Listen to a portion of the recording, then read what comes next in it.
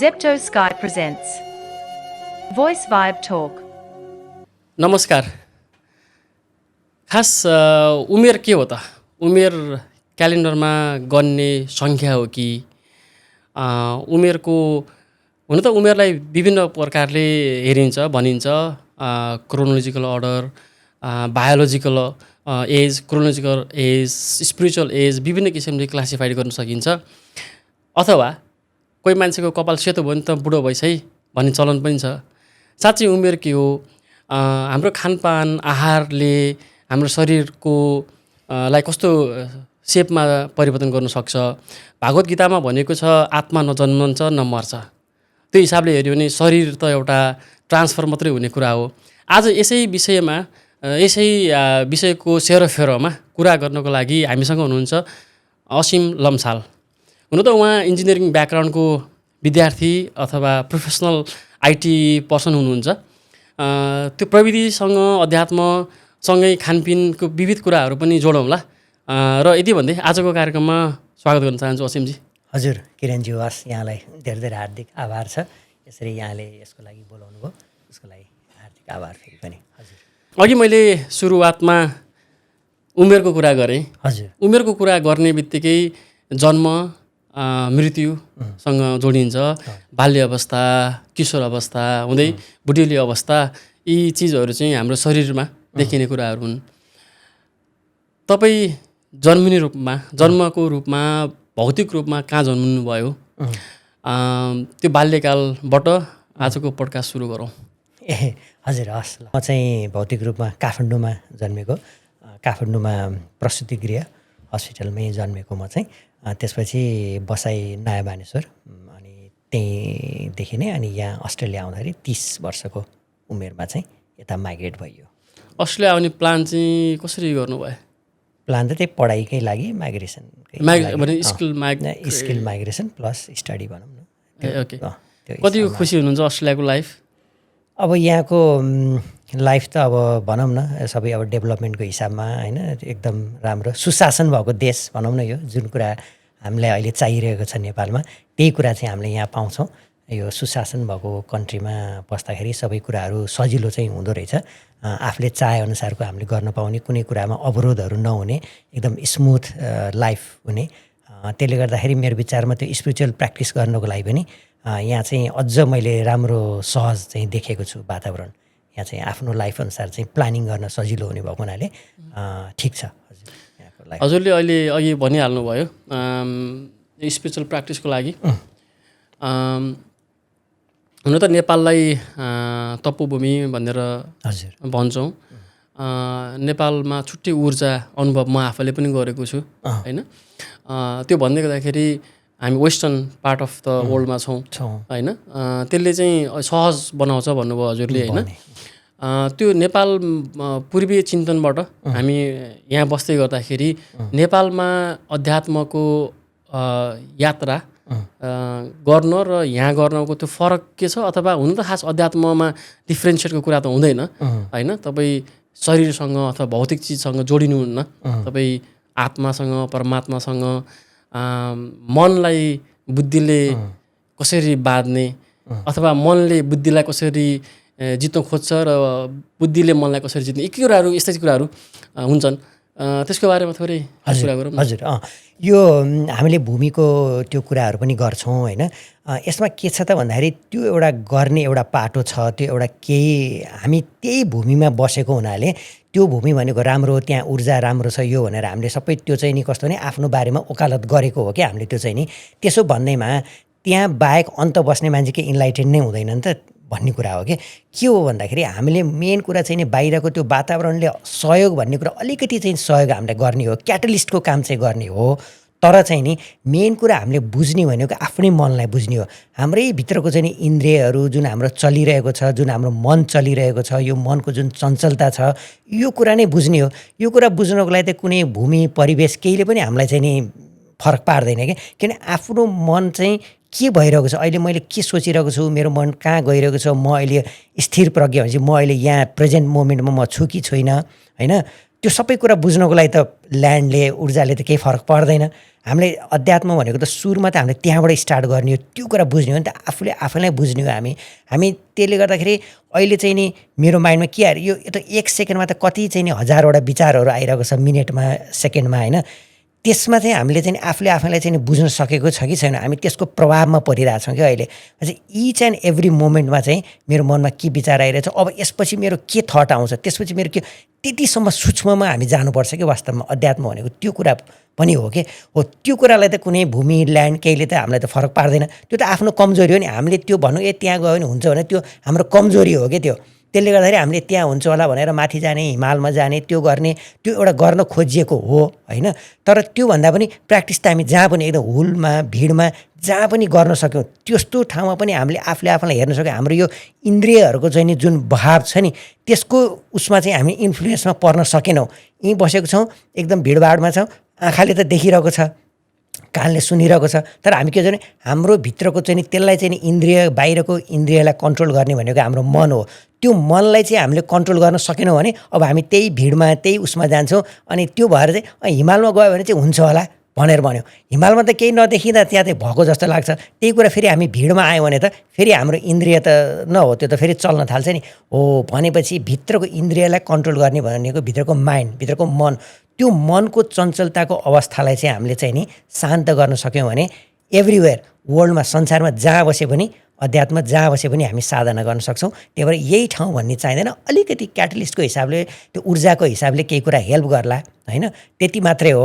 तर मुख्यतः आफूमै हेर्न पर्ने आफ्नो मन नै हो सबभन्दा ठुलो। एक्ज्याक्टली, किनभने वातावरणले केही प्रभाव त पारि नै हाल्छ होइन। मन्दिर जाने, घन्टी बजाउने, त्यसपछि पूजाआजा गर्ने, अनि धुप बाल्छौँ नि हामी, त्यो धुपले हाम्रो शरीर, हाम्रो मस्तिष्कमा जुन प्रभाव गर्छ, जुन हो त्यस्तै चिजहरूले चाहिँ वातावरण गर्ला। र अर्को कुरा चाहिँ प्रिपेरेसन पनि हो नि त, हेल्प लिन पाइयो। हेल्पको लागि चाहिँ सबै त्यो कुराहरू जुन हामीले बटुल्छौँ नि, त्यो कुराहरू बटुलेको हो। तर योगमा चाहिँ के भनिन्छ भन्दाखेरि त्यस्तो केही पनि कुराहरूको चाहिँ नि सहयोग चाहिँ नि बिना हामीले गर्न सक्नु पऱ्यो क्या। धुप बाल्ने, घन्टी बजाउने, त्यो भनेको त्यो सबै चाहिँ नि एउटा केही कुराको सहयोग, सहायता लिएको हो क्या। हामी यस्तो कन्डिसनमा जानु पऱ्यो भने कुनै पनि किसिमको चाहिँ नि हामीले सहायता चाहिँ नि लिनु भएन क्या त्यहाँ होइन हो। त्यो किसिमले चाहिँ नि अपरिग्रह भनिन्छ क्या यसमा चाहिँ नि, त्यो यम नियममा जुन योगमा सुरुमा अपरिग्रह भनेको कुनै पनि कुराको ग्रहण नगर्ने। त्यो भनेको त हामीले ग्रहण गरेको धुपको, घन्टीको, एउटा देउताको, एउटा कुनै मूर्तिको, त्यो एउटा हामीले सहयोग लिएको हो कि। इनिसियल फेजमा चाहिँ त्यो सहयोग चाहिँ मान्छेलाई चाहिन्छ, लिन खोज्छ, किनभने मान्छेको त्यो इन्द्रियहरूको त्यो नि कामना नै त्यो हुन्छ। तर पछि अध्यात्म भनेको त्यो सम्पूर्ण किसिमको जति पनि हामीले सहयोग लिन्छौँ त्यसलाई चाहिँ हामीले छोड्दै जानु सक्छ। त्यो छोडेपछि त के को हिमाल, के को पहाड, एभ्रिथिङ छोड्न सक्नु पऱ्यो हामीले क्या। त्यसको नि सहयोग चाहिँ लिनु भएन। एक्ज्याक्टली, किनभने हाम्रो शरीरसँग भएका गुणहरू विभिन्न गुणहरू छन्। कहिले काहीँ भनिन्छ नि त्यो 32 गुणले युक्त भन्ने कुरामा भएको ठाउँमा अभय हुनुपर्ने होला होइन, विविध कुराहरू छन्। ती कुरालाई त डेफिनेटली गर्ने भयो।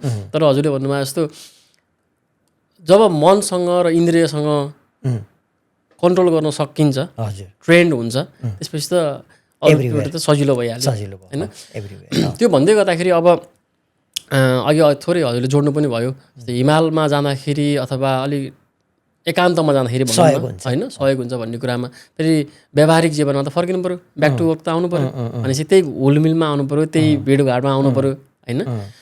अब ती भिडभाडमा आउँदाखेरि आफ्नो कामसँगको कुरा होला, आफ्नो खानपिनसँगको कुरा होला होइन, निन्द्राका कुरा होला, विविध कुराहरू जुन छ त्यो चिज त चाहियो। किनभने हामी शरीरसँग पनि छौँ नि त, भौतिक एउटा भौतिकमा पनि छौँ। अघि हामी त्यो मनको कुरा गऱ्यौँ, भित्रपट्टिको पाटोको, तर बाहिरपट्टि शरीरलाई त खाना पिना पानी सबै चाहियो होइन।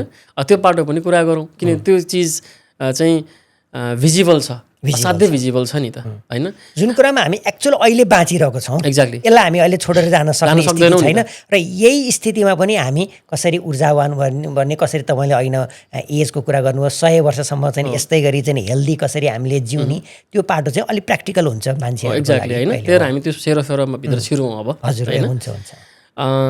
अब अघि योगको कुरा पनि गरियो होइन, साधना योगको कुरा गरियो, दुइटै चिज पाटोबाट हेर्दै जाउँ है।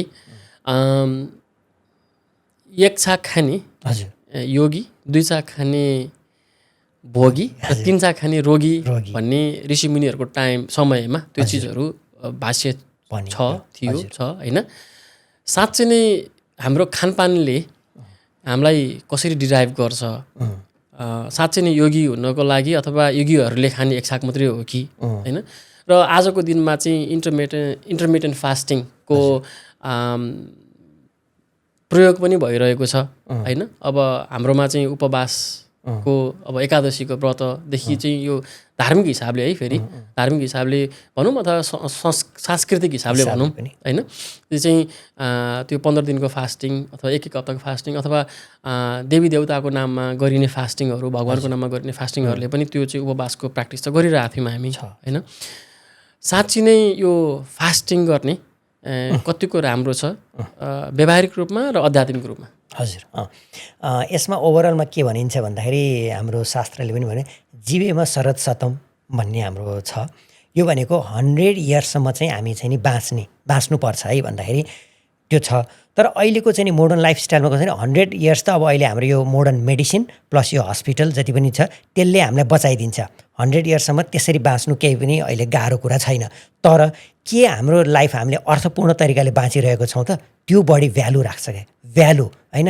हामीले चाहिँ नि लाइफमा 100 इयर्ससम्म जीवितै रहँदाखेरि पनि एउटा भ्यालु चाहिँ नि हामीले क्रिएट गरिरहनु पऱ्यो लाइफमा। तर 70-80 इयर्सपछि जुन हामी भ्यालुलेस भएर चाहिँ बाँच्न भएन। बाँच्न त बाँच्यो तर हामीले उसमा समाजमा कन्ट्रिब्युसन दिन सकेनौँ, आफूले आफैलाई कन्ट्रिब्युसन दिन सकेनौँ, जीवन अर्थपूर्ण रहेन है। भनेपछि अब यहाँले ऐन भन्नुभएको जुन छाकको कुरा गर्नुभयो 3 चोटि खाने हो, त्यो कुराले चाहिँ अब हाम्रो लाइफमा चाहिँ कसरी इन्टर्नल कसरी काम गर्छ त त्यसले भन्ने कुरा। अहिले हामीले मेडिकल साइन्स अनुसार डक्टरकोमा गयौँ भने, अघि हाम्रो एउटा साथीले पनि भन्दै हुनुहुन्थ्यो हामी आउँदाखेरि, डाक्टरले त मलाई एकदम ब्रेकफास्ट खाना भनेर भनेको छ, लन्च डिनर मजाले चाहिँ नि खाना भनेर भन्नुभएको छ, न त तेरो एसिड निक्लिन्छ, त्यो एसिड निक्लेपछि तेरो उल्टो तँलाई ग्यास्ट्रिक हुन्छ भनेर भयो। अब हाम्रो एक छाक खाए योगी भन्ने कुरा फेरि त्यो कुरा त मिलेन, फेरि कन्ट्राडिक्ट भयो होइन। हो, कुरा के हो त भन्दाखेरि हाम्रो शरीर भनेको प्रकृति हो, हामी प्रकृति हो। हामीले चाहिँ नि त्यो 100 इयर्ससम्म हाम्रो जीवनलाई कसरी बाँच्न कसरी लैजाने त भन्दाखेरि हामीले प्रकृतिले कसरी काम गरिरहेको छ, हाम्रो शरीर पनि त्यही प्रकृति भयो, त्यो शरीरलाई पनि प्रकृतिमय बनाउनु पऱ्यो क्या। जसरी त्यो एक छाक खाने 2 छाक खाने कुरा भयो, पानी पर्ने भने त एउटा वर्षा ऋतु हुन्छ, हाम्रो ऋतुहरू छ, शरद ऋतु छ होइन, हाम्रो चाहिँ विन्टर छ, समर छ, एउटा वर्षा ऋतु। पानी त त्यो वर्षा ऋतुमा मात्रै पानी पर्छ, अरू ऋतुमा त पर्दैन होइन, छिटफुट पर्ला, तर वर्षा ऋतु हो भने जस्तै गरी त्यो खानामा पनि त्यो एक छाक खाँदैमा चाहिँ नि त्यो ग्यास्ट्रिक जुसहरू आउने, त्यसले शरीरलाई बिगार्ने होइन। त्यो भएर हामीले 3 छाकै खानुपर्छ भन्ने जुन छ नि हो, त्यो मोडर्न साइन्सको चाहिँ नि त्यो एउटा कन्सेप्ट हो है।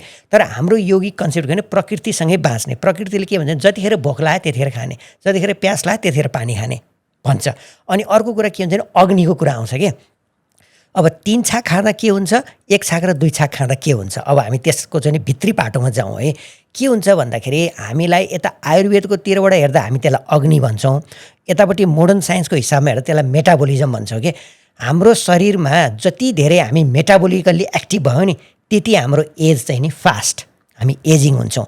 जति हामी मेटाबोलिकल्ली स्लो त्यति हाम्रो स्लो, एन्टी एजिङ हो। त्यो भनेपछि 1 छाक खानु भनेको एन्टी एजिङ पार्ट हो। कसरी भन्दा जो हामीले 3 छाक खाँदाखेरि बडीमा के भने 3 चोटि नै इन्सुलिनको चाहिँ नि हाम्रो त्यहाँ राइज हुनु पऱ्यो, मेटाबोलिजम फास्ट भयो, त्यसले चाहिँ नि शरीरको चाहिँ नि जुन क्रियाहरू चाहिँ नि जुन हुन्छ नि हो त्यो कुराहरू झन् चल्दै चल्दै जाने भयो।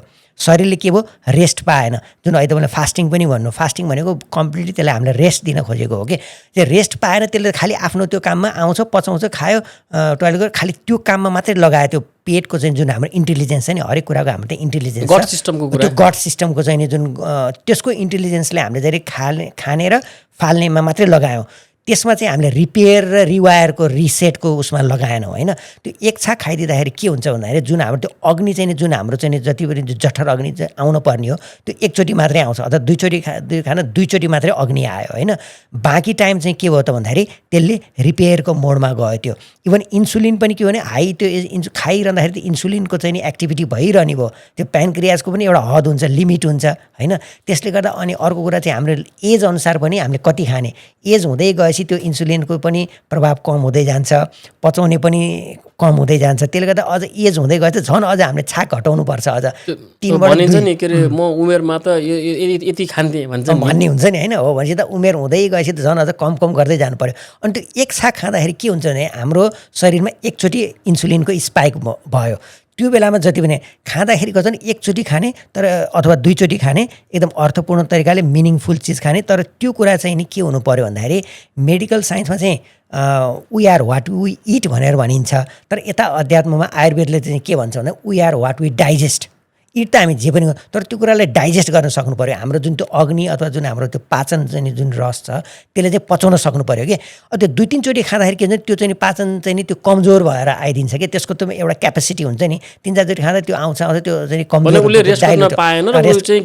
इन्गेजिङ भइरह्यो त्यसले अनि राम्रो क्वालिटीको निकाल्न पाएन। तर 1-2 चोटि मात्रै खाँदा के हुन्छ उसले चाहिँ नि राम्रो त्यो इन्सुलिन पनि क्वालिटीको निक्लिने भयो, अनि त्यसले गर्दाखेरि जुन डाइजेस्टिभ जुस आउँछ त्यो राम्रो क्वालिटीको आउने, त्यसले अनि राम्रोसँग डाइजेस्ट गर्न सक्छ कि त्यो। अनि हाम्रो एक्चुअलीमा चाहिँ लाग्ने भनेर जुन कुरा हामीले डाइजेस्ट गरेको छौँ त्यो मात्रै बडीमा लाग्ने भयो भनेपछि त 1-2 चोटि खाँदाखेरि त्यो फाइदा भयो। एउटा कुरा जति खाएको छौँ त्यो कुरा चाहिँ अर्थपूर्ण हुने हो, बडीले राम्रोसँग एब्जर्ब गर्ने भयो। धेरै चोटि खाँदा के भयो त भन्दाखेरि एब्जर्ब खाना त खायौँ तर खाँदैमा त्यो एब्जर्ब हुँदैन नि हाम्रो, क्वालिटीमा गएन भन्न पाइयो होइन। एउटा त्यो छ।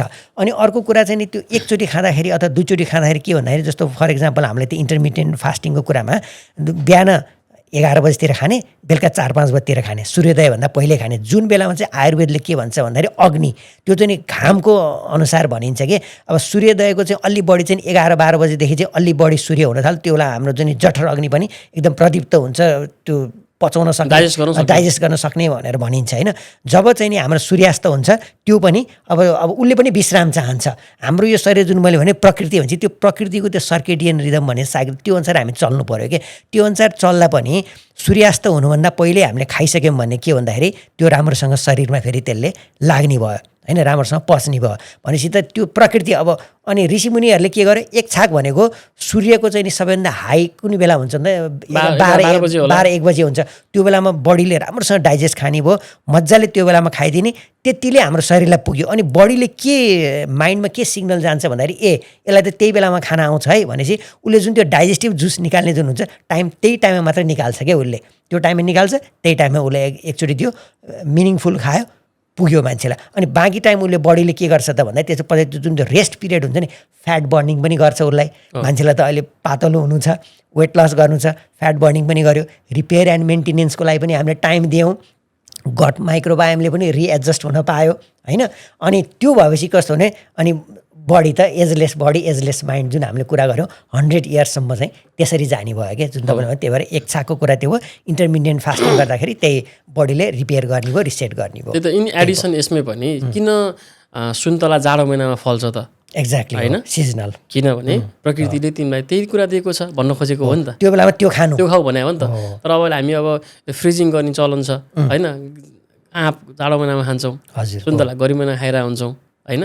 त्यसले गर्दाखेरि चाहिँ प्रकृतिसँग आफ्नो पनि जस्तै नदीमा खोलाहरू मिसिँदै जान्छन् अनि उसले आफ्नो, किनभने हरेक चिजको स्रोत त स्रोतमै जाने हो। जस्तै अग्नि सोर्समा जाने हो, अग्नि बाल्नुहुन्छ, आगो बाल्नुहुन्छ, आगो मास्तिरै जान्छ, अब तलतिर त बग्दैन होइन।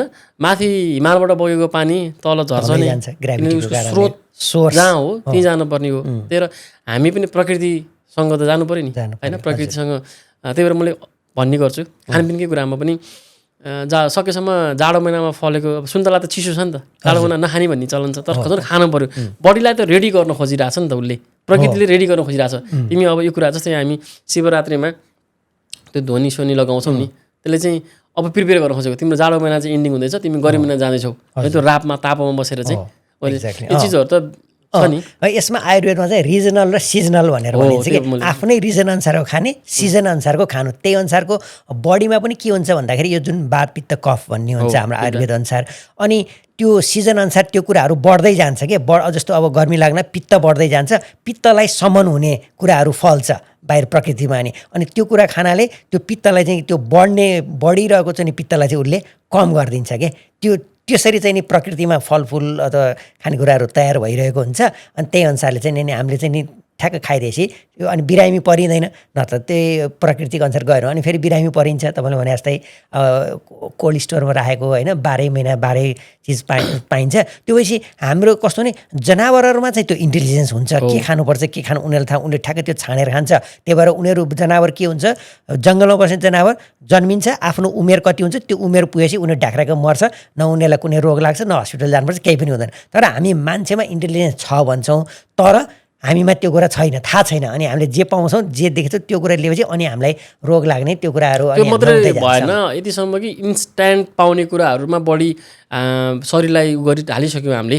इन्स्ट्यान्ट पाउने कुराहरू भनौँ न, होइन फास्ट फुडहरू भनौँ, त्यसमा चाहिँ मान्छेले के चाहिँ ध्यान दिइरहेको हुँदैन भने इन्स्ट्यान्ट गर्ने कुराले इन्स्ट्यान्टली बेफाइदा पनि गर्छ भन्ने चाहिँ बुझिरहेको हुँदैन, अथवा इन्स्ट्यान्ट गर्ने कुराले लङ टर्मलाई बेफाइदा गर्छ भन्ने कुरा बुझिरहेको हुँदैन उनले। अर्को कुरा एउटा हाम्रो आयुर्वेदमा चाहिँ के कुरा आउँछ भन्दाखेरि यो जुन कुरा यो मेडिकल साइन्स यो मोडर्न साइन्समा आउँदैन, ओज भनिन्छ के, तेज भनिन्छ, ओजस्वी भव तेजस्वी भव भनेर त्यसरी एउटा आशीर्वाद दिइन्थ्यो नि, हो त्यो कुरा यहाँ आउँदैन। यहाँ चाहिँ हेल्दी मात्रै हुने भनिन्छ। त्यो हामीले अहिले लाइफस्टाइल गर्दाखेरि हेल्दी फुड खाँदाखेरि मान्छे हामी हेल्दी भएको जस्तो चाहिँ हुन्छौँ, तर हामी हुनुपर्ने चाहिँ ओजस्वी र तेजस्वी हो कि। त्यो ओज र तेज भन्ने कुरा चाहिँ केबाट आउँछ त भन्दाखेरि जस्ट हामीले चाहिँ आफ्नै बारीमा जुन फलाएको जुन खानेकुरा जे कुराहरू हुन्छ नि, त्यो कुनै पनि खानेकुराहरू चाहिँ के हुन्छ नि, त्यो ओज भन्ने कुरा चाहिँ हामीले जब टिप्छौँ नि, त्यो बोर्डबाट टिपिसकेपछि अब त्यो घट्न थाल्छ कि, त्यो घट्न थाल्छ, त्यो ओज र तेज जुन त्यसमा जुन छ त्यो घट्न थाल्छ। अनि हामीले त्यो कति टाइम पिरियडपछि खान्छौँ होइन, 3 महिना 6 महिनापछि खाँदा त्यो लगभग त्यो त डेड जस्तै हो। अनि हामीले त्यो खाने चाहिँ फुड भने त डेड फुड खाइरहेको छौँ क्या अहिले हामीले, त्यसमा न ओज हुन्छ न तेज हुन्छ। त्यही भएर कोही पनि मान्छेको चाहिँ अनुहारमा चमक यताउता त्यो केही पनि देखिँदैन, किन भन्दाखेरि त्यस्तै फुड छ, त्यस्तै लाइफस्टाइल छ। अनि जुन कुराको चाहिँ नि हामीले त्यो टिप्न साथ चाहिँ नि ठ्याक्क चाहिँ फ्रेस खाने, त्यसले हामीलाई ओज र तेज दिने काम गर्छ कि। त्यो लाइफ फ्याक्टर जुन हुन्छ नि त्यो यतातिर हेरिँदैन, मोडर्न साइन्समा त्यो कुरा हेरिँदैन। अब फ्रोजन खाने चलन छ, अझ फ्रोजन फ्रिजमा राखेर होइन, त्यो भनेको त कम्प्लिटली त्यो त 1-1.5 वर्ष त्यो फ्रोजनमा राख्दा त्यो कम्प्लिटली त्यो डेड भइसक्यो क्या, त्यसले पेट भर्ने मात्रै काम गर्यो, नै दिन नसक्ने भइसक्यो। हो, त्यसले पेट भर्ने काम चाहिँ गर्यो, मान्छेलाई चाहिँ सोसाइटी चाहिँ फिल हो अब मैले खाएँ मलाई पुग्यो भने जस्तो चाहिँ भयो। तर जुन ओज र तेज हो नि, हो जीवनलाई चाहिँ हाम्रो चाहिँ एक्सटेन्ड गर्ने होइन, जुन अब यो विभिन्न मेन्टल समस्याहरू आइरहेको छ अहिले 60-70 वर्षमा, त्यो किन देख्यो त भन्दा जस्ट हाम्रो पेट मात्रै भरियो। यो इन्टेलिजेन्स यस्तो कुरा चाहिँ यसले धान्छ कि हामीले जतिसुकै यसलाई चाहिँ ह्यामरिङ गर्दा पनि यसले यो बडी यसले चाहिँ धान्दै जान्छ कि, त्यो रोग लाग्न दिँदैन, पुरै लड्छ यसले। तर एक टाइममा गएर यो थाक्छ नि, हो त्यो थाक्ने त्यो उमेर त्यो थाकिसकेपछि चाहिँ फेरि पछि हामीलाई रिभाइभ गर्न योग ध्यानले चाहिँ फेरि आयुर्वेदले फेरि गर्न सक्दैन। पहिल्यै प्रिभेन्टेटिभ मेथड हामीले यो गर्दै गयो भने अनि हामीले 100 वर्षसम्म पनि अर्थपूर्ण जीवन चाहिँ हामीले त्यसरी चाहिँ बाँच्न सक्छौँ। हो, त्यो रिजनल र सिजनल चाहिँ हामीले खायौँ भने त्यो उसको इफेक्ट चाहिँ यसरी त्यो ओज र तेजमा फरक पर्छ। त्यो पार्ट चाहिँ थाहा हुँदैन। हाम्रो त्यो हाम्रो आशीर्वाद दिँदाखेरि पनि दीर्घायुका कुराहरू गरिन्छ, दीर्घायु भनिन्छ नि, एक्ज्याक्टली त्यो दीर्घायुको वास्तविक दीर्घायु के हो त भन्ने कुरा चाहिँ महत्त्वपूर्ण हुन्छ जस्तो लाग्छ मलाई। त्यसरी आउँछ। हो, कहिलेकाहीँ यो खानपानको कुरामा चाहिँ कति अहिलेको चलन चाहिँ के छ भने मजाले खाने अनि त्यसपछि बरु व्यायाम गर्ने, जिम जाने, एक्सर्साइज गर्ने भन्ने चलन छ क्या अहिले। अब शरीरले त्यही अनुसारको परिश्रम गर्दाखेरि चाहिँ खानपान पनि धेरै खानु पर्यो होइन। हो, त्यो चिज चाहिँ कसरी लिनुहुन्छ तपाईँले? बडी भनेको एकदम इन्टेलिजेन्स चिज हो, अहिले मैले भने नि, हो बडी भनेको एकदम इन्टेलिजेन्ट छ। यो बडीले हामीले जिम सिम गरेर 70, 80, 90 एकदम चाहिँ मसल्सहरू त्यो बिल्डअप गऱ्यौँ भने अब बडीले त्यही अनुसारले झन् धेरै फिट गर्नुपर्छ कि। अहिले हामीले भन्यो नि 1 त 3 छाक खाने, जति धेरै फिट गर्यो जति धेरै मसल त्यति धेरै मेटाबोलिजम हाई, एकदमै हामी मेटाबोलिकल्ली एक्टिभ भयौँ कि। हो, बाहिरबाट देख्दा त राम्रो देखिन्छ, तर भित्र के छ भन्दा भित्रको त्यो सिस्टमले त एकदमै काम गर्न परिरहेछ नि। हामीलाई त्यो मसल्सलाई चाहिँ एड्याप्ट गरेर राखिरहनको लागि त्यहाँ भित्र एकदम धेरै काम गर्न परिरहेको छ। धेरै काम हुनु भनेको क्षय हुनुभयो, त्यो मेटाबोलिकल्ली चाहिँ हामी के हो क्षयतिर गइरहेको छौँ कि। बाहिर त देखिएको छ तर भित्रको चाहिँ जुन हाम्रो चाहिँ काम गर्ने जुन ब्लड प्रेसरको सिस्टम छ, इन्सुलिन, सुगर, हर्मोनको कुरा छ नि, हो त्यसमा के परिरहेको छ, दबाब परिरहेको छ। त्यो कुरा हामी बाहिरबाट देख्दैनौँ, बाहिर त हामी मसल्स मात्रै हेरिरहेको छौँ। इलेक्ट्रिक मोटर चाहिँ धेरै रन भयो भने, मोटर धेरै रन हुनु पर्यो, ब्लड प्रेसर पम्पिङ गर्नु पर्यो, किनभने त्यति चाहिँ नि त्यो ब्लड चाहिँ नि त्यहाँ पम्प, त्यो मसल्स चाहिँ नि त्यो धेरै भयो।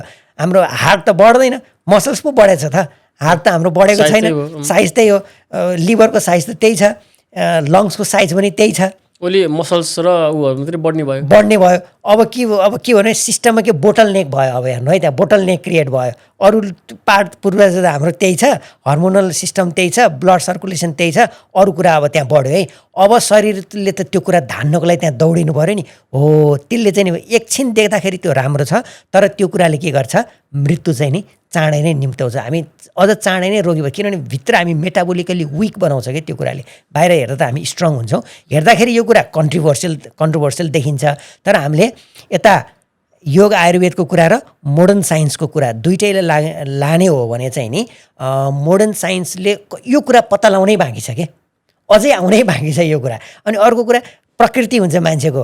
हामी चाहिँ नि 3 किसिमको चाहिँ नि हाम्रो शरीर चाहिँ नि प्रकृतिको, त्यो जुन तपाईँले जिमसिम भन्नुभयो नि, हो पित्तज प्रकृति, हाम्रो वातज पित्तज र कफज हुन्छ कि हाम्रो प्रकृति। कफज प्रकृतिको मान्छे, पित्त प्रकृतिको मान्छेले अलिअलि त्यो जिमसिम गरेर बढी त्यो गर्न मिल्छ, पित्तज प्रकृतिकोलाई स्पेसल्ली मिल्छ है। तर वात प्रकृतिको मान्छे छ र उसले त्यो गर्न खोज्यो भने उसको लागि चाहिँ के भने नेचरको अगेन्स्टमा भयो कि फेरि त्यो वात प्रकृतिको मान्छेको शरीर भनेको चाहिँ एकदम सानो हुनुपर्ने, सानो फ्रेमको त्यो हो कि। अब उसले के गर्यो, ठुलो फ्रेमको बनाउन खोज्दैछ, भनेपछि प्रकृतिको अगेन्स्टमा जान खोज्दैछ कि। भनेपछि त डेफिनेटली अब त्यो मान्छेलाई त के हुने भन्दाखेरि प्रकृतिको अनुसार गएन, उमा डेफिनेटली ऊ त आउने नै भयो। अब कफज प्रकृतिको मान्छे भनेको चाहिँ ऊ चाहिँ अलिक मोटो होइन, कोही मान्छेहरू अलिक मोटो जन्मिँदै अलिक भद्दा हुन्छ, जीवनभरि नै जति एक्सर्साइज गरे नि उनीहरू दुब्लाउन एकदम गाह्रो हुन्छ नि, किनभने उनीहरू कफज प्रकृतिको मान्छे हो कि। हो उसले चाहिँ बरु एक्सर्साइजहरू गर्दाखेरि जुन तपाईँले हो उसको लागि चाहिँ अलिकति हेल्पफुल चाहिँ हुन्छ है, उसको लागि चाहिँ हेल्पफुल हुन्छ। तर चाहिँ नि वात प्रकृतिको मान्छेले चाहिँ नि त्यो लाइफस्टाइलमा जानु भएन, उसलाई चाहिँ नि मिडियम टाइपको स्लोवर टाइपको जुन योगाहरू भनेको जस्तो होइन त्यो किसिमको चाहिँ फिट हो। त्यसरी तपाईँले भनेको एक्सर्साइजहरू ठिक छ त्यो सबैको, तर त्यो गर्दा नि आफ्नो प्रकृति हेरेर गर्नु पर्यो, प्रकृतिको अगेन्स्टमा चाहिँ गएर गर्नु भएन। यसरी चाहिँ नि अलिकति मोडर्न लाइफलाई यतापट्टिको यौगिक लाइफ र आयुर्वेदिक जुन लाइफस्टाइल छ त्यो दुइटैको कम्बाइन गरेर हामीले चल्यौँ भने चाहिँ नि पर्फेक्ट एउटा ब्यालेन्स लाइफ लिएर हामी अप टु 100 इयर्स जुन हाम्रो जुन टार्गेट छ त्योसम्म चाहिँ हामी जान सक्छौँ। त्यही त। अब एजिङको कुरा त भइहाल्यो होइन, दीर्घायुको कुरा पनि भयो। अब हामी इमोसन्ससँग पनि एकछिन कुरा गरौँ, किनभने इमोसन्स चाहिँ एकदम इम्पोर्टेन्ट हुन्छ। कोही मान्छे निराश हुने होइन, कोही मान्छे किनभने हामी भागवत गीतालाई सुन्ने हो भने, बुझ्ने हो भने र अनुभव लिने हो भने के पाइन्छ भने तिमी कुनै पनि कुरामा फुरुङ्ग पनि नहुनु होइन, धेरै प्रशंसा बटुल्ने काम पनि नगर्नु, धेरै खुसी पनि नहुनु, धेरै दुःखी पनि नहुनु भनेर सिकाए भन्ने छ होइन। जीवनमा पनि खास वास्तवमा गर्नु पनि त्यही नै हो, किनभने ती सबै कुराहरू क्षणिक हुन्। धेरै खुसी पनि क्षणिक हो, दुःख पनि क्षणिक हो होइन।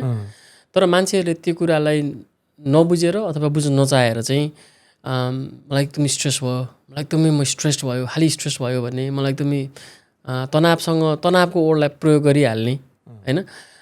र अनि कोही मान्छेले गएर आफ्नो ऐनामा आफूलाई हेर्दाखेरि ओहो मेरो त रिङ्कल्स आउनु थालेछ, म त बुढो पो भएछु कि क्या हो भनेर तपाईँको त्यो रिङ्कलसँग उमेर, किनभने उमेर त शरीरको अघि पनि हामीले कुरा गऱ्यौँ, शरीरको आफ्नो अवस्था छ होइन। होला मनको हिसाबले शरीरको उमेर काउन्ट नहोला, अघि मैले सुरुमा भने त्यो कुरा होइन। तर चिन्तासँग शरीरलाई लैजाँदा कस्तो समस्या पर्छ होइन। हाम्रो चाहिँ उनी छ भनाइ छ, चिन्ताले चितामा लैजान्छ भन्ने भनाइ छ होइन।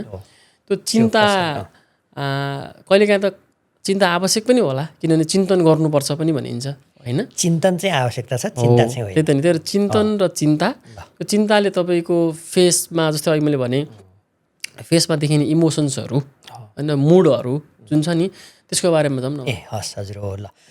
यो इमोसन भन्ने कुरा चाहिँ कस्तो भन्दाखेरि नदेखिने पाटो, हेर्दाखेरि बाहिर चाहिँ हाम्रो अरू कुराहरू चाहिँ देखिन्छ, तर इमोसन भन्ने कुरा चाहिँ कस्तो भन्दाखेरि यो चाहिँ एउटा बडीको केमिस्ट्री हो कि। बडीले हेर्दाखेरि हामी जुन रिसाउँछौँ, हामीमा जुन त्यो भावहरू आउँछ होइन, त्यसले चाहिँ के चाहिँ गर्छ भन्दाखेरि त्यसको इफेक्ट चाहिँ नि कसरी देखिन्छ भन्ने कुरा हेर्दाखेरि त अहिले म रिसाइरहेको छु, त्यो प्रति मैले राग द्वेष पनि मैले प्रड्युस गरिरहेको छु मान्छेहरूप्रति होइन। हामीलाई चाहिँ नि एउटा कुनै मान्छे कुनै वस्तु देख्दा कि राग आउँछ कि द्वेष आउँछ, त्यो इमोसनको त्यो पाटो आइहाल्छ। कुनै बेलामा चाहिँ नि हामीलाई चाहिँ नि अलिक कस्तो कस्तो लाग्छ, हामी दुखित हुन्छौँ, कुनै बेला अहिले तपाईँले भने जस्तै केही कुरा देख्ने फुरुङ्ग हुन्छौँ। यो सबै कुराहरू चाहिँ के भन्दाखेरि यसको ल्याङ्ग्वेज भित्र गएर के हुन्छ नि, यो केमिस्ट्रीमा चेन्ज हुन्छ बडीमा है। बडीले चाहिँ नि उसको नि आफ्नो एउटा ल्याङ्ग्वेज छ नि। यहाँ हामीले केही त्यो तनाव भनेर त्यो गर्न साथै त्यहाँ के भन्दा त्यो जुन एउटा स्ट्रेसफुल जुन हाम्रो सिचुएसन आउँछ त्यो अनुसार के भयो, बडीले कर्टिसोल हर्मोन त्यहाँ रिलिज गरिहाल्यो है। त्यो रिलिज गर्न साथै त्यहाँ के हुन्छ, त्यसलाई फेरि साम्य पार्नको लागि बडीको अरू चिजहरू अब त्यहाँ एक्टिभ हुनु पऱ्यो त्यहाँ होइन। भनेपछि त्यहाँ धेरै उथलपुथल हुनु पऱ्यो हाम्रो शरीरमा त्यो कुरा मिलाउनको लागि। भनेपछि हाम्रो त्यो शरीरको जुन सिस्टम थियो त्यो सिस्टम त त्यहाँ बिग्रियो नि। अब के हुन्छ भन्दाखेरि हामी त्यो कुरा बाहिर देख्दैनौँ। अब फर इक्जाम्पल यसले के लिएर आउँछ भन्दा एउटा मान्छे हेर्दाखेरि सबै कुरा राम्रो देखिन्छ। अघि हामीले भने जस्तो हेल्दी लाइफस्टाइल पनि गरेको छ, खानेकुरा पनि उसले सबै कुरा राम्रै भइरहेको छ, तर त्यो मान्छेलाई त क्यान्सर भयो भन्ने सुनिन्छ। ओहो, त्यो मान्छे त्यस्तो योगासोगा पनि गर्ने, हेल्दी लाइफस्टाइल पनि खाने, ध्यानस्यान पनि गर्ने, एकदमै ऊ हो त्यो मान्छे। ल त्यसैलाई नै फेरि यस्तो भयो, क्यान्सरै भयो, अलिक ठुलै रोग लाग्यो भनौँ न।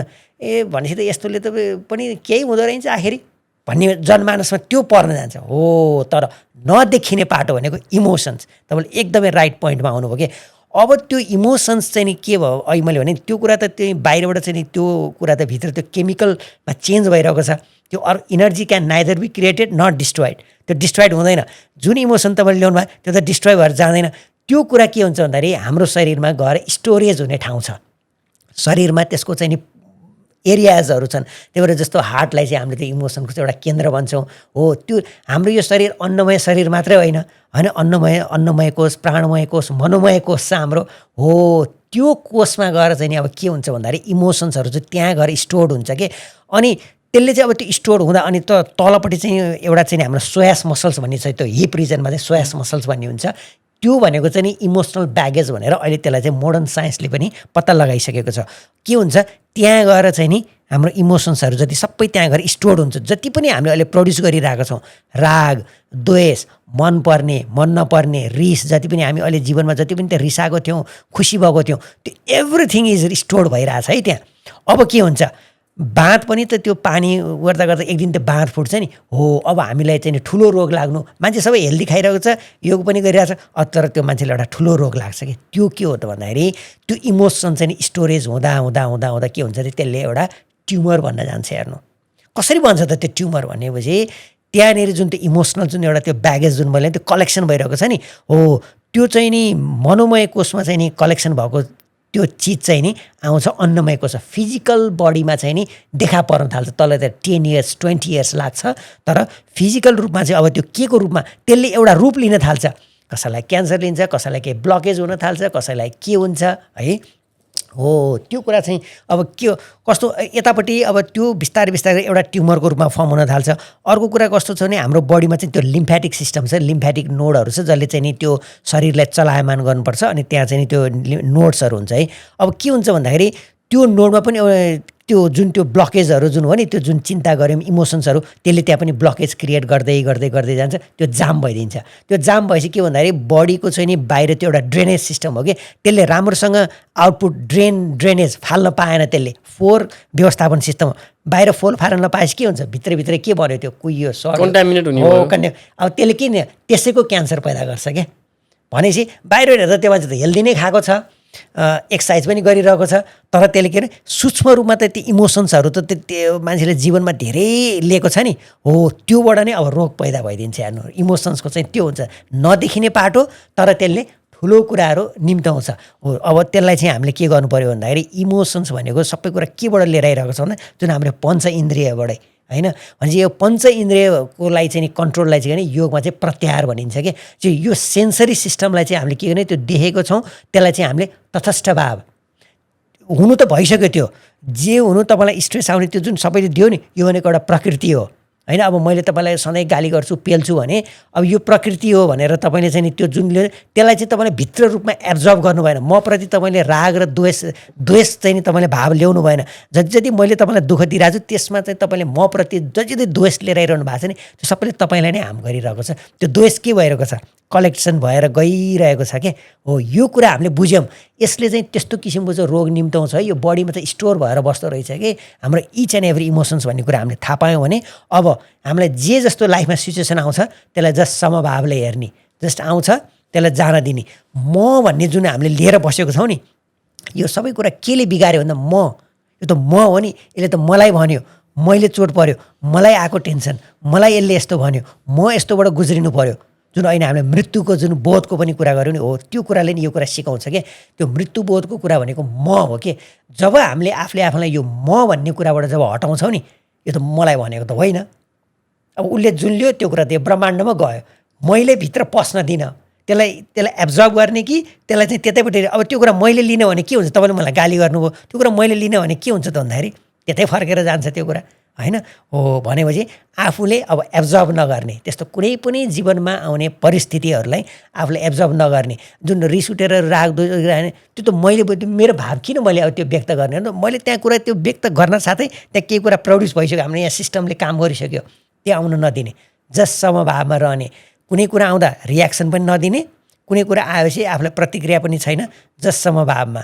यसदेखि तपाईँले जस्ट हाँस्नुभयो, त्यो कुरा टरेर गएपछि त्यो इमोसनहरूलाई अब तपाईँले त्यहाँ ग्र्याब गर्नु भएन, बडीमा लिनु भएन। त्यो पनि स्वस्थताको चाहिँ राज हो। जीवेमा शरद शतम जुन हामीले सुरु भन्यो, 100 इयर्स लिभ गर्नको लागि चाहिँ नि त्यसले पनि मिनिङफुल लाइफ तपाईँलाई अनि 100 इयर्ससम्म पुऱ्याउँछ। नभए त जुन अहिले मेटाबोलिकल्ली चाहिँ हाम्रो एक्टिभ भइरह्यो, त्यहाँभित्र त केमिस्ट्रीले काम गर्नु, ओभर काम गर्नु पऱ्यो नि हो। भने त्यो ओभर काम गर्न साथ शरीरमा त स्ट्रेस पऱ्यो होइन। भनेपछि चाहिँ हमेसा अहिलेको लाइफमा पनि त्यो कर्टिसोल हर्मोन, स्ट्रेस हर्मोन चाहिँ हमेसा आइरहेको छ क्या हाम्रो बडीमा।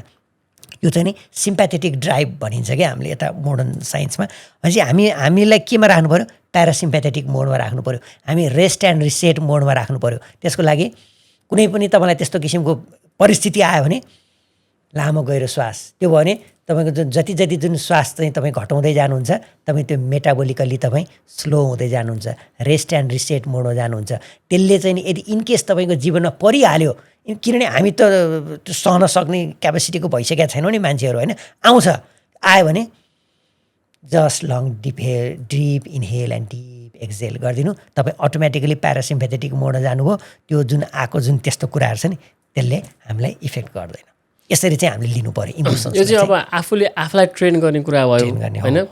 तर तपाईँ को रिलेसन पनि छ नि त, तपाईँसँग अरू चिजहरू पनि जोडिएका छन्, अरू परिवारका सदस्य होलान् अथवा समाजका होलान्, कामका कोवर्करहरू होलान् होइन। ती व्यक्तिहरूसँग हाम्रो कन्ट्रोलमा छैन, उनीहरू कन्ट्रोलमा त राख्न सक्दैनौँ हामीले। आफैलाई हो कि आफैमा काम गर्ने हो हामीले, अरूमा काम गर्ने, अरूलाई सुझाव पनि दिने होइन, अरूलाई हामी के पनि गर्न सक्दैनौँ। उसले जुन आउटपुट गर्यो नि त्यसलाई जस्ट हामीले ग्रहण, जस्ट लिने, जस्ताको तस्तै लिदिने। त्यही भएर हामी स्वीकार गर्नुपर्छ भनिन्छ नि त होइन। एक्सेप्टेन्स गर्न सकेन भने त तपाईँ फाइट गर्न थाल्नुभयो, फाइट गर्न रियाक्सन आफ्नो तरफ होइन। रियाक्सन फेरि अब यस्तै कुराहरू भन्न थालेपछि केमिस्ट्री बन्यो त्यहाँभित्र, स्टोर भइहाल्यो फेरि त्यहाँ हो। एकदम राम्रो कुरा ल्याउनु हो तपाईँ होइन, सही हो। अब हामी यी कुराहरूमा धेरै विषयवस्तुमा प्रवेश गर्न सक्छौँ, तर समयको पाबन्दी पनि छ हामीसँग। त्यही भएर फेरि अर्को एपिसोडमा अर्को विषयमा कुराकानी गर्नेछौँ। र अन्त्यमा जन्मनु र मृत्यु, जन्मनु र मर्नु एउटा त्यो प्राकृतिक कुरा भयो शरीर, भौतिक शरीरमा होइन। हामी किन जन्मिन्छौँ होला र हामी मर्दाखेरि अथवा हाम्रो मृत्यु हुँदाखेरि भौतिक शरीर नाशवान छ होइन। त्यो बिचमा गर्नै पर्ने कुराहरू के होला होइन। अब कति समयमा चाहिँ जस्तै म किन जन्मिएँ, आफूलाई हेर। अब चाहिँ अध्यात्ममा पनि हामी त्यही नै गर्छौँ प्र्याक्टिसको हिसाबले। म किन जन्मेँ, म किन यहाँ एक्जिस्ट गरिरहेको छु, एकदम राम्रो होइन, एकदम बुझ्नुपर्ने कुरा होइन। त्यो चाहिँ एकदमै आवश्यक छ जस्तो लाग्छ होइन। त्यही सेरोफेरोमा बसेर आजको कार्यक्रमलाई अन्त्य गरौँ। एकदम जीवनको मूल पोइन्ट, मूल धारको कुरा तपाईँले गर्नु, एकदम टु द पोइन्ट। यो लाइफको जुन हामी जन्मेको किन हो भन्ने कुरा एकदम मूल पोइन्टको कुरा गर्नुभयो। जन्मिन्छौँ र मर्छौँ किन भन्नुभयो सुरुको, त्यो भनेको यो रिसाइकल। सामान पनि के हुन्छ, बनाउँछौँ, रिसाइकल हुन्छ, जान्छ, त्यो गएपछि फेरि एउटा केही कुरामा उत्पत्ति भएर आउँछ नि। यो त्यही हो, हाम्रो शरीर पनि त्यही हो, यसमा केही छैन, कुनै भाग्य यो त्यो केही हेर्नु, जस्ट यो रिसाइकल हुने हो। यो एउटा रिसाइकल हुने फर्म हो। कुनै केही फर्ममा उत्पत्ति हुन्छ, कुनै केही फर्ममा उत्पत्ति, कुनै अब ट्री फर्ममा उत्पत्ति भइरहेछ, एउटा नेचर आइरहेछ, एउटा ह्युमन शरीर आयो होइन। यसमा कसैको केही कन्ट्रोल छैन, जस्ट यो रिसाइकल हुन्छ एउटा आफ्नो फर्मले। एउटा यो के कुरामा उत्पत्ति भएर आउँछ, नो वान नोज है this is just the nature recycle हुने हो हामी है जन्मिएर र मर्नु भनेको जस्ट एउटा हाम्रो यो चाहिँ रिसाइकल हुनु हो है नेचरमा अब यो रिसाइकल हुने प्रक्रिया चाहिँ छ तर जुन तपाईँले भने जन्मेर चाहिँ अब के चाहिँ गर्ने हो त भन्दाखेरि यो रिसाइकलको फेजमा हामी बारम्बार जुन परिरहेको छौँ नि जुन यो चक्रमा जुन परिरहेको छ नि अब यसबाट चाहिँ हामी एस्केप हुने हो जीवनको भनेको चाहिँ त्यसलाई चाहिँ के भनिन्छ भन्दाखेरि निर्वाण प्राप्त गर्ने भनिन्छ होइन बोध भनिन्छ ब्रह्म भनेर भनिन्छ होइन यो भनेको चाहिँ कुरा के छ भन्दाखेरि जन्मेर मर्दासम्मको बिचमा चाहिँ ल अफ नेचर बुझ्ने यो भनेको निर्वाण प्राप्त गर्ने ल अफ नेचर बुझ्नु हो मृत्युबोध बुझ्नु भनेको के हो ल अफ नेचर मृत्युको बोध भने म भनेको त एउटा इन्टिटी रहेछ अब यो इन्टिटी चाहिँ नि यो न कहिले मर्छ त्यो energy can neither be produced not destroyed त्यो एनर्जी सदा छ अब हामी पनि सदा छौँ अहिले देखेको हामीले चाहिँ नि त्यो म भनेर चाहिँ आफूले आफैलाई चाहिँ त्यसरी बाइन्ड भएर चाहिँ नि आफूमा एउटा आसक्ति भएर यो म भनेर लिएको यो कुरा त मृत्यु हुन्छ भनेर हामीले सम्झेको यो हाम्रो अज्ञान हो कि यो अज्ञानले गर्दाखेरि जन्म पनि छ मृत्यु पनि छ यो सबै हाम्रो अज्ञान हो जब हामीलाई ज्ञान हुन्छ नि जब हामीलाई बोध हुन्छ नि त्यसपछि न त हाम्रो जन्म छ न त हाम्रो मृत्यु छ न त हाम्रो यो कुनै पनि फेज बाँकी रहँदैन त्यो पोइन्ट चाहिँ हामीले प्राप्त गर्नु पर्यो यही लाइफ टाइममा त्यो पोइन्ट हामीले बुझ्नु पर्यो त्यो पोइन्ट बुझेपछि के भयो मृत्यु आउँदैन मृत्यु नै आएको छैन सहज होइन कुनै दुःख पर्दा पनि अझ त मृत्युको त कुरै छोडौँ जीवनमा हाम्रो लाइफ भनेको चाहिँ त्यही भएर बुद्धले के भनेर जानु हो भन्दाखेरि जीवन भनेको जीवनमा दुःख छ र त्यो दुःखको चाहिँ नि त्यो जाने एउटा उपाय छ भनेर जुन भन्नु नि हो जीवन भने हाम्रो एनी टाइम दुःख छ एनी टाइम हाम्रो ह्यासल छ तर हामीले जुन त्यो मेन चाहिँ तत्त्व जुन त्यो एउटा त्यो नि ज्ञान एउटा बोध हामीले दुःखभित्रको सुख अथवा सुख भन्दा नि फेरि दुःख र सुख भनेपछि फेरि त्यो दुईवटा पाटो निक्लिन्छ कि फेरि हामीले सुखतिर जान्छौँ दुइटै राख्नु भएन त्यही बुझ्नु पऱ्यो हामीले न दुःख छ न सुख छ न जीवन छ न मृत्यु छ त्यो केही पनि छैन है त्यसलाई चाहिँ नि यो यता बुद्धिज्मवादमा चाहिँ शून्य पनि भनिन्छ कि एम्प्टिनेस हो त्यो कुराको चाहिँ नि एउटा ज्ञान हुनु नै त्यो लिनु नै हाम्रो यो जीवनको चाहिँ उद्देश्य हो हाम्रो यो जीवनमा चाहिँ नि त्यो कुरालाई चाहिँ नि हामीले हासिल गर्नु त्यो निर्वाण हुने भनेर भनिन्छ निर्वाण प्राप्त अथवा चाहिँ ज्ञान प्राप्त जुन भनिन्छ नि त्यो फेज भनेको त्यही नै हो त्यही बुझ्ने त्यति बुझेपछि यो लाइफमा चाहिँ कुनै पनि जीवन र मृत्युको चाहिँ हामीले त्यो लिइरहनु परेन हामी सदा यहीँ छौँ सदा हामी यहीँ नै हुनेछौँ त्यो किसिमको बोध एउटा ल जीवनलाई चिन्तनको रूपमा लिउँ चिन्ताको रूपमा नलिउँ जीवनलाई खुसीको रूपमा लिउँ सबै प्राणीमा समभाव राखौँ होइन र आजको यो व्यस्त समयमा पनि आइदिनु हो भाइ टकमा जोडिनु भयो तपाईँलाई धेरै धेरै धन्यवाद हस् ल किरणज्यू यहाँलाई पनि एकदम हार्दिक आभार धेरै धेरै धन्यवाद